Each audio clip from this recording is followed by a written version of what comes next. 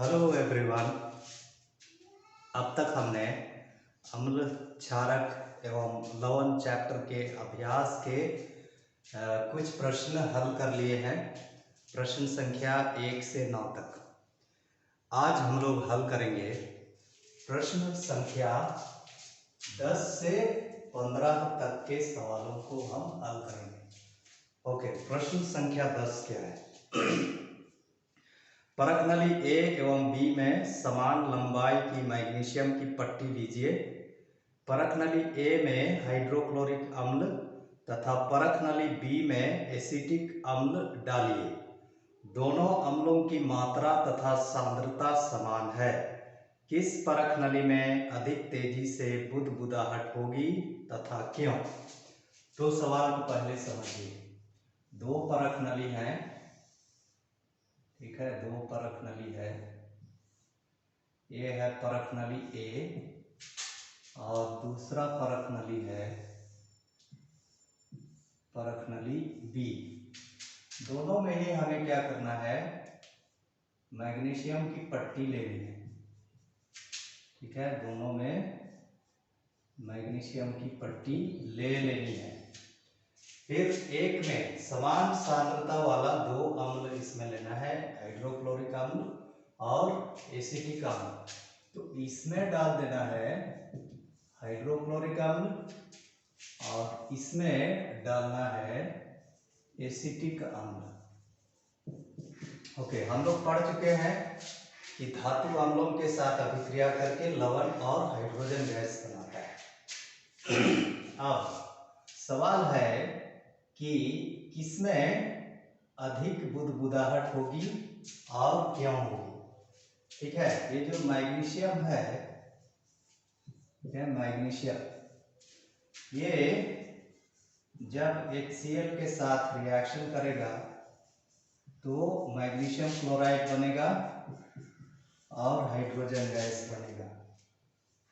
इसी प्रकार acetic acid जब मैग्नीशियम के साथ रिएक्शन करेगा तो मैग्नीशियम एसीटेट बनेगा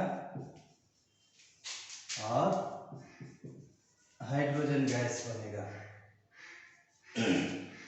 ठीक है, ये है मैग्नीशियम एसीटेट।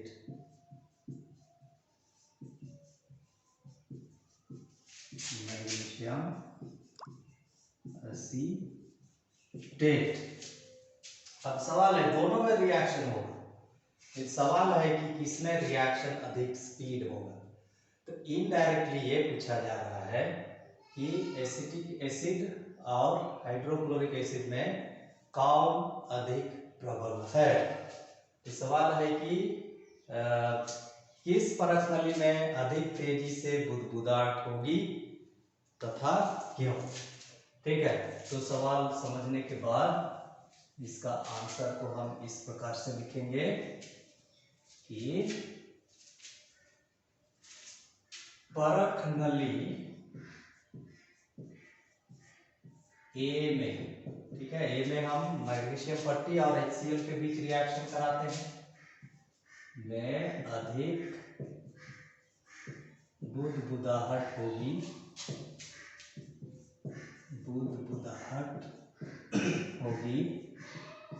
क्यों होगी? क्योंकि हाइड्रोक्लोरिक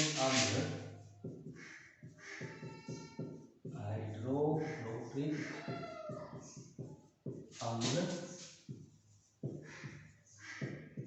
एसिटिक अम्ल से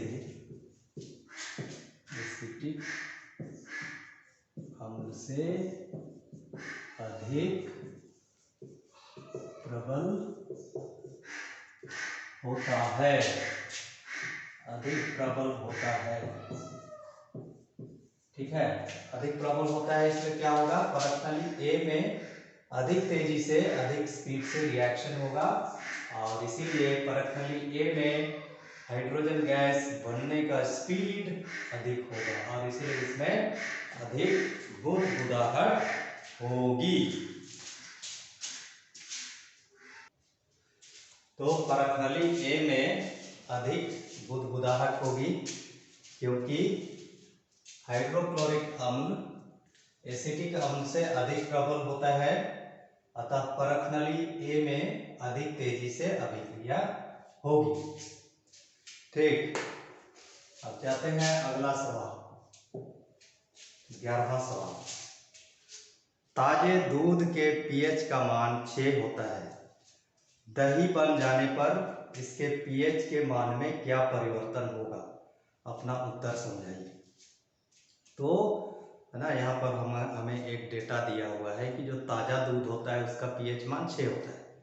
पीएच मान 6 होता है मतलब क्योंकि ये मान 7 से कम है, इसलिए दूध क्या होता है? हल्का अम्लीय होता है। दही बन जाने पर इसके पीएच के मान में क्या परिवर्तन होगा? है ना, दही खट्टा होता है, ठीक है, दही खट्टा होता है, मतलब क्या होगा? इसका पीएच मान कम हो जाएगा, क्योंकि दही में लैक्टिक अम्ल होता है, जिसके कारण क्या होगा? हाइड्रोजन आयन की सांद्रता अधिक हो जाएगी। तो इसका जवाब हम इस प्रकार से लिखेंगे, दही बन जाने पर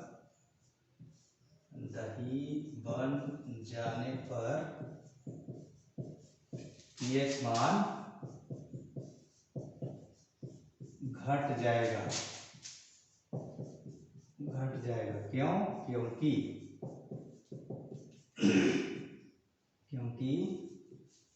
दही में उपस्थित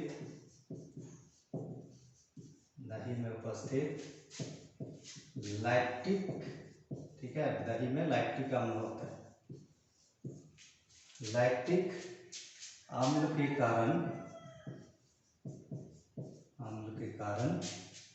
H+ आयन की सांद्रता बढ़ जाएगी।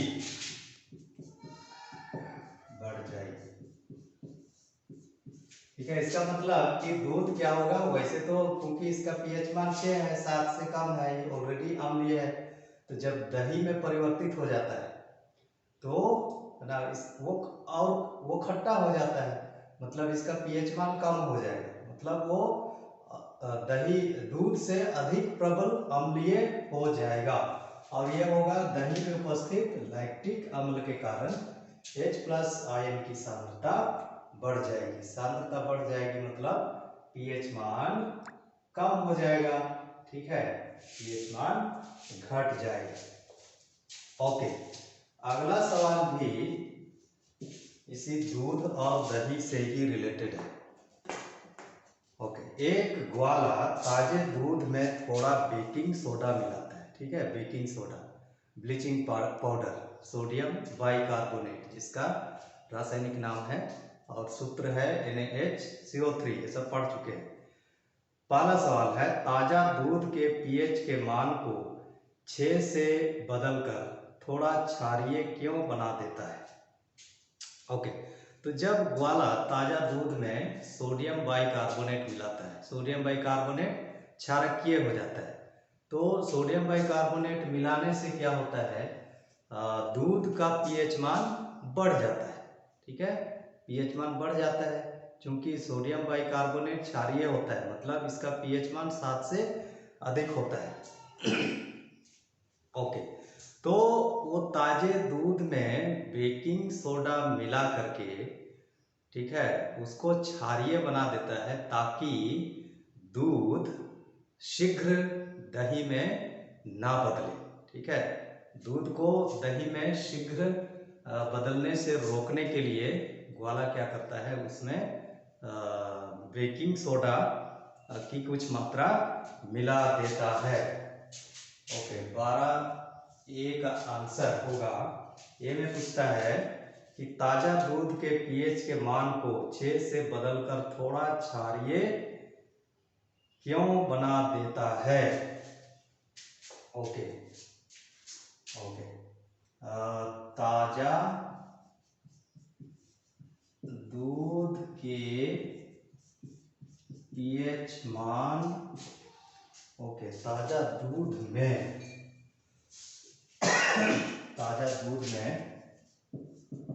थोड़ा थोड़ा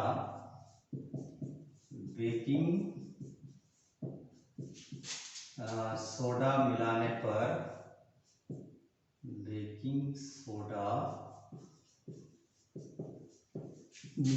पर यह क्षारीय हो जाता है।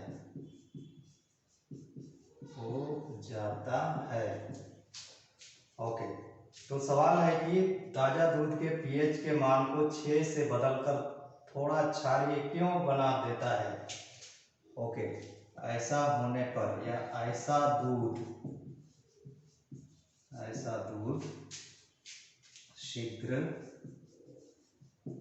दही में नहीं बदलता है।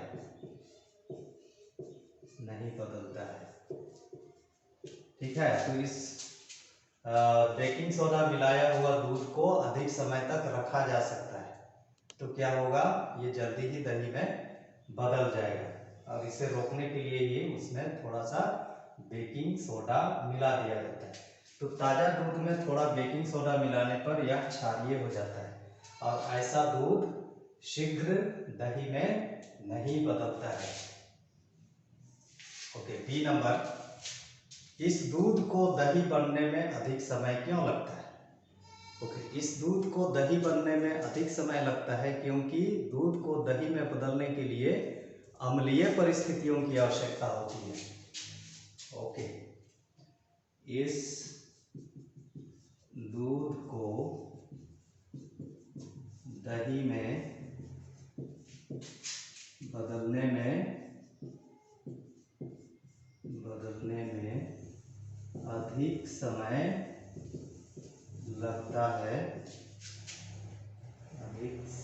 लगता है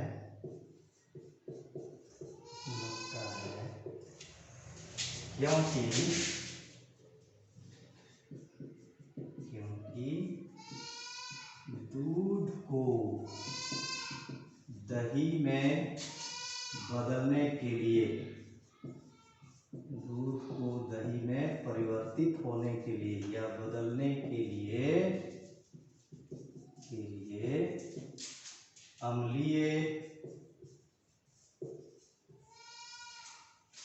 अम्लीय परिस्थिति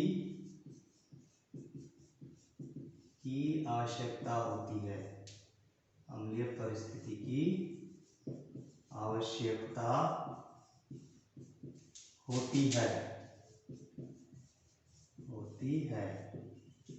ओके, तो ताजा दूध में बेकिंग सोडा मिलाने के बाद वो दूध जल्दी से दही में परिवर्तित नहीं होता है क्योंकि दूध को दही में बदलने के लिए अम्लीय परिस्थिति की आवश्यकता होती है।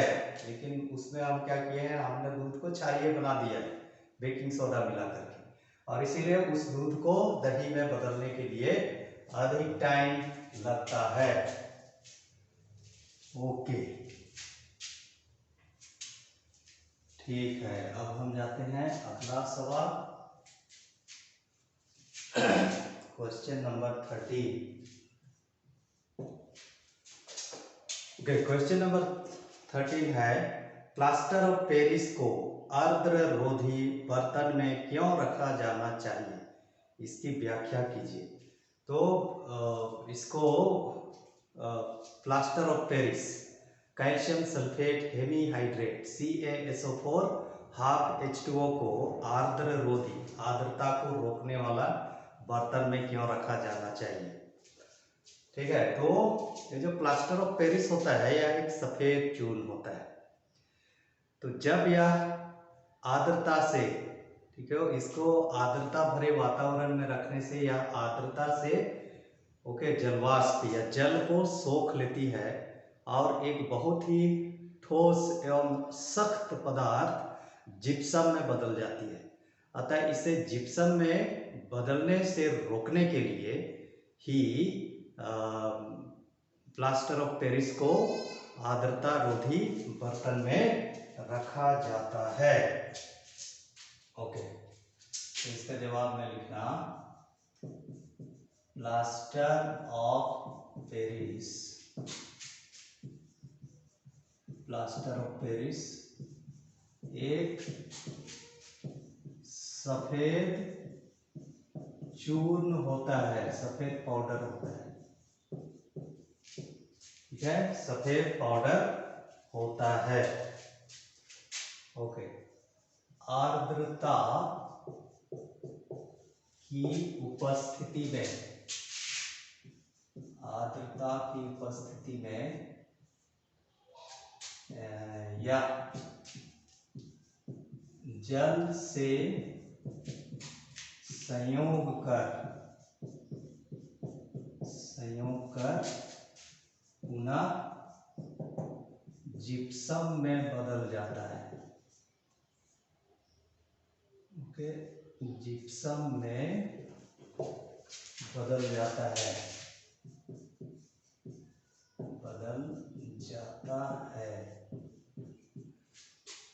जो बहुत ही सख्त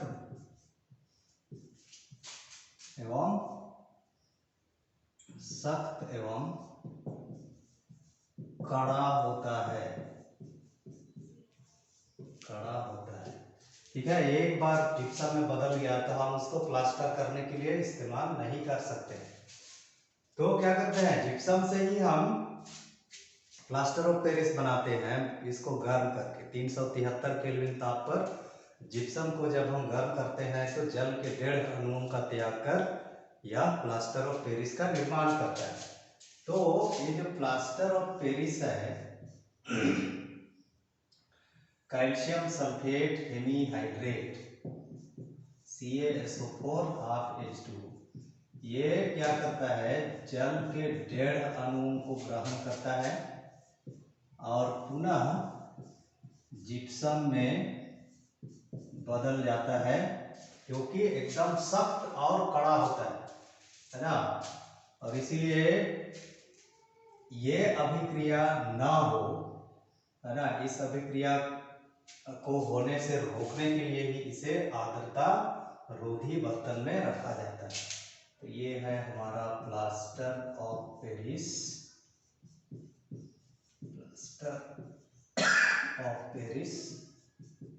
और ये है gypsum, calcium sulphate dihydrate.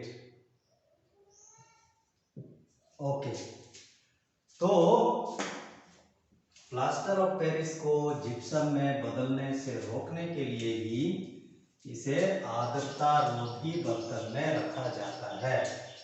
Okay, तो यहाँ पर कंक्लूजन लिख देना है, ये 3 नंबर के लिए पूछा जाता है। प्लास्टर ऑफ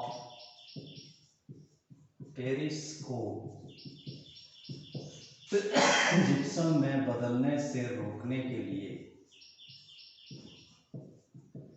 जिप्सम में बदलने से रोकने के लिए ही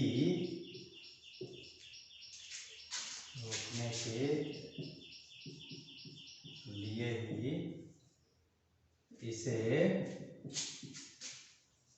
आर्द्रता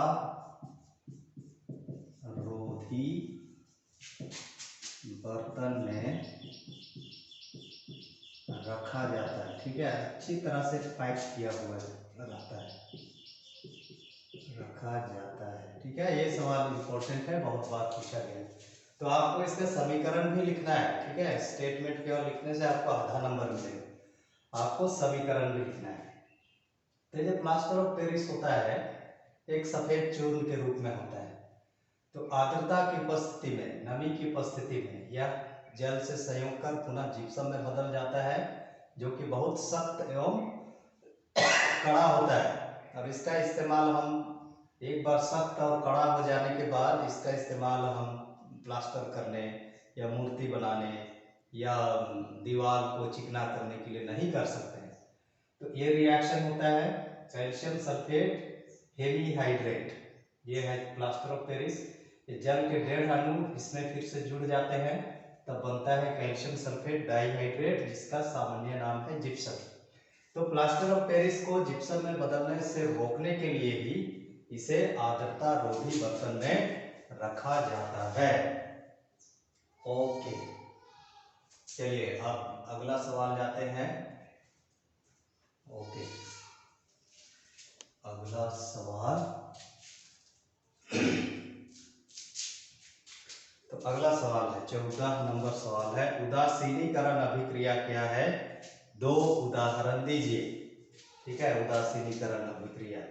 चलिए इसके बारे में पढ़ चुके हैं, इस चैप्टर में भी पढ़े हैं, फिर फर्स्ट चैप्टर में रासायनिक अभिक्रियाओं के प्रकार उसमें भी पढ़े। अम्ल एवं क्षारक आपस में अभिक्रिया कर एक दूसरे को उदासीन करते हुए लवण और जल बनाते हैं। इसी अभिक्रिया को बोलते हैं उदासीनीकरण अभिक्रिया। ओके, तो इसका आंसर इस प्रकार से लिखेंगे, अम्ल एवं क्षारक आपस में अभिक्रिया कर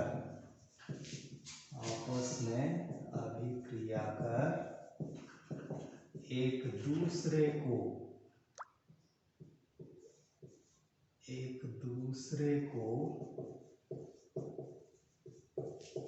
उदासीन करते हुए,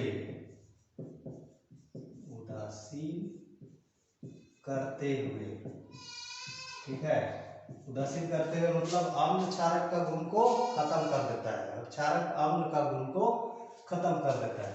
उदासीन करते हुए लवण और जल बनाते हैं,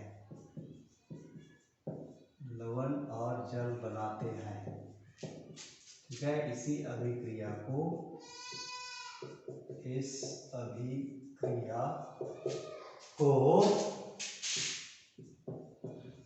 उदासीनीकरण अभिक्रिया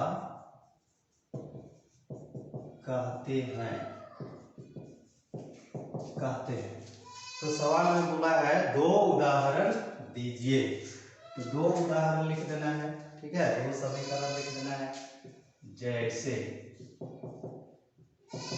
पहला, जैसे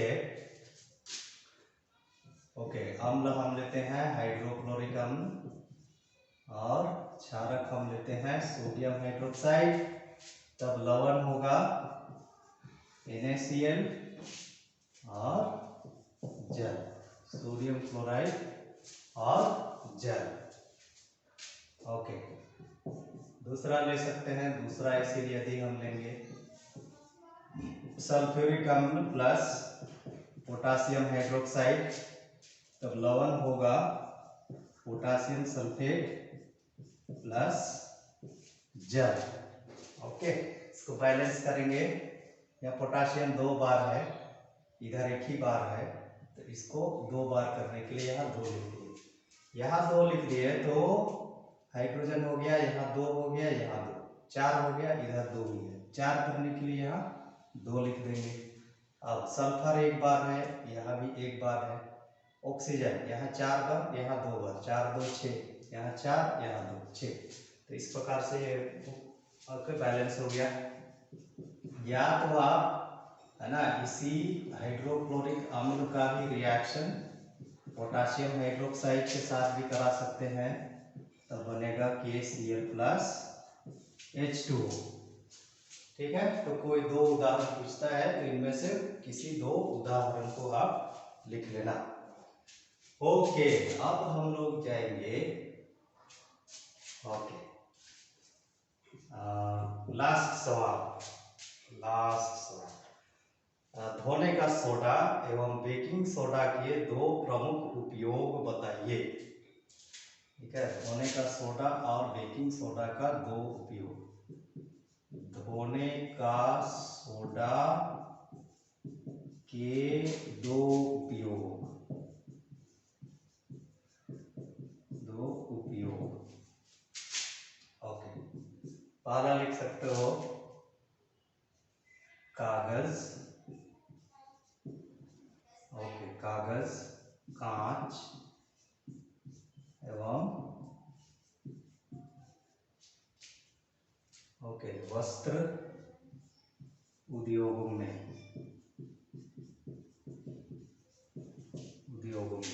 दूसरा जल की स्थायी कठोरता को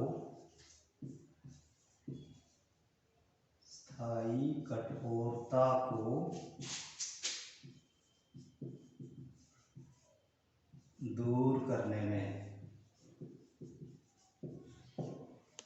ओके, और एक लिख दे रहा हूं, इसमें से कोई दो लिखना, ठीक है। साबुन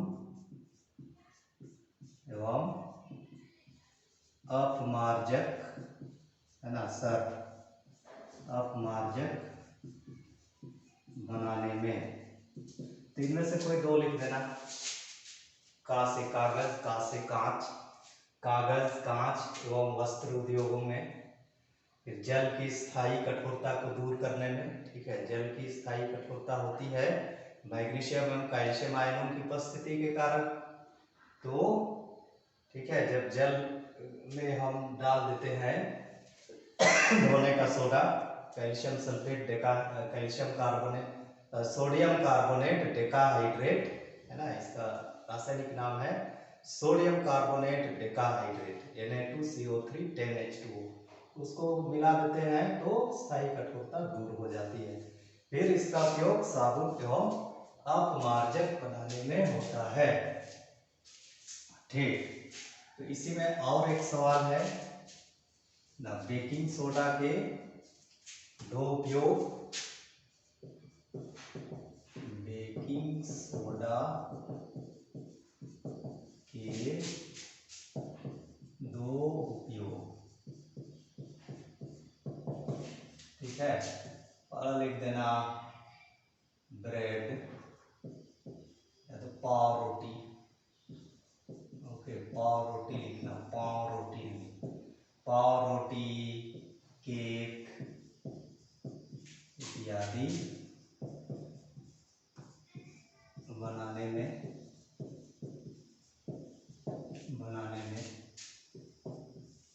फिर दूसरा उपयोग लिख सकते हैं, ओके, पेट की